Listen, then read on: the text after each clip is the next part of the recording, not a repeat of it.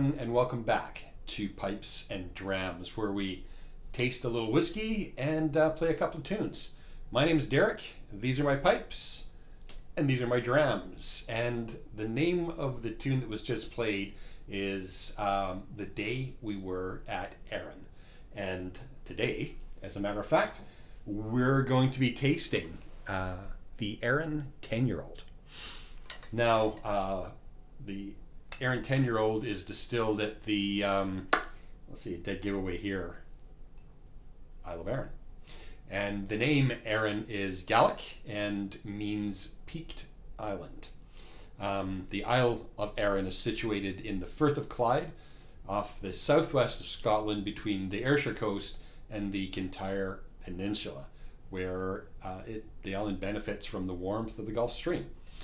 The island is also affectionately known as Scotland in miniature due to its mountains, lowlands, lochs, glens, and castles. And on a personal note, in 1956, my mom and dad honeymooned in the town of Lamlash on the east of the island.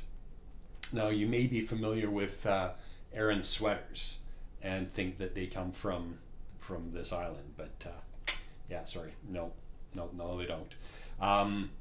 They actually come from the Irish Aran Islands that are located outside of Galway Bay, just a few miles from the Cliffs of Moher and the Clare coast.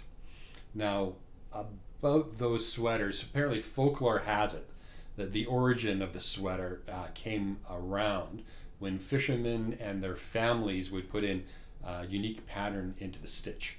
And that was done so that if the fisherman fell overboard and his body was perhaps not found for, like I'll say, several weeks here, then the body would be able to be identified by the stitch in the pattern. Not sure how true that is, but who knows, right? Now the distillery, the Loch Ranza distillery, is located in the village of Loch Ranza. And that's in the north of the island. Loch Ranza is a small village of about 200 people. It's huddled on the steep hills surrounding the Sea Loch, and the name is Gaelic, meaning Loch of the Seals. The distillery started production in 1995. It was supposed to start in 1994, but a nesting pair of golden eagles were discovered in the cliffs, and as they're a protected species, production had to wait. And the opening of the distillery brought back legal distillation to Erin after 150 years. Now, Erin, speaking whiskey-wise, is geographically falling into a unique place.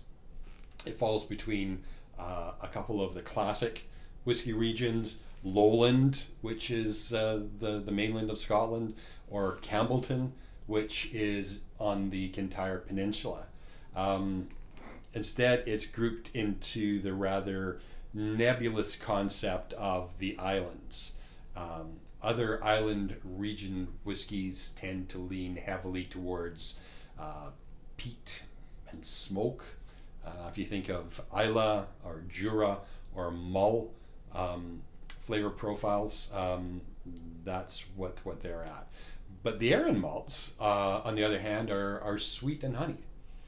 Now, Erin has changed their bottle over the past few years from the typical long necker that you see to one that's more stubby, and that gives it a bit of a unique look in the market. Their labeling also has a more craft look to it, and they have a graphic that of the island with the pair of eagles and the copper pot still as well.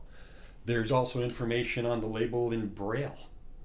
If you look at the side of the cork, I'm not sure how well that's going to show up there, but you'll also see the geographic coordinates of the distillery, and that is also on the label.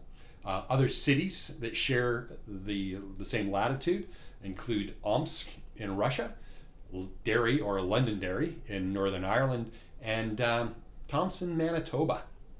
Overall, I really think the distillers did an outstanding job packaging. It's really effective. And who knew that we'd be talking about labeling? God. Anyway, now maybe we should talk a little bit about the whiskey.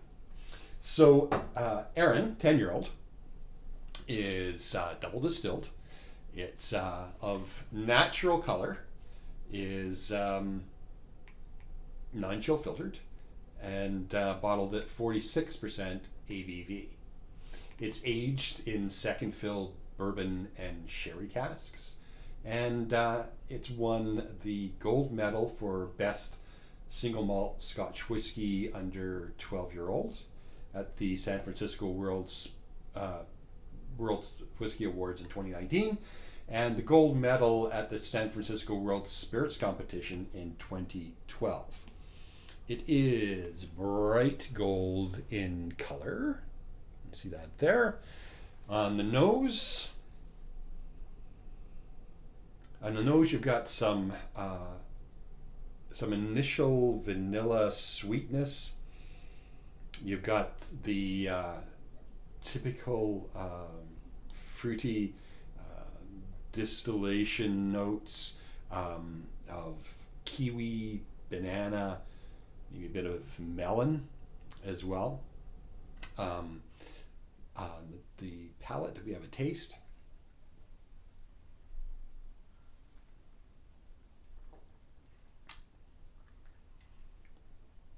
You've got a bit of spice, a bit of cinnamon spice.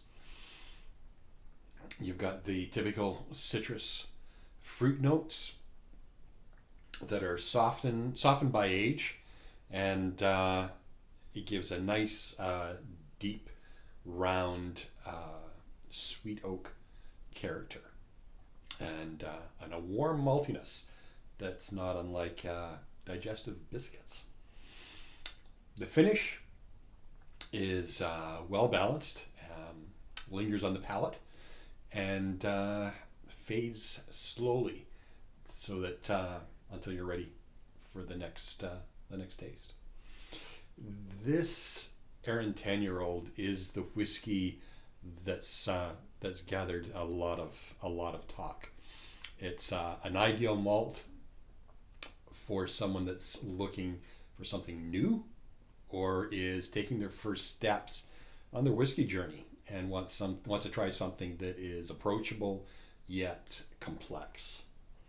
A very nice whiskey, well worth trying to find in the area that we're in BC. It's hard to come across, but well worth a try. So why don't we try a couple of tunes? Cheers.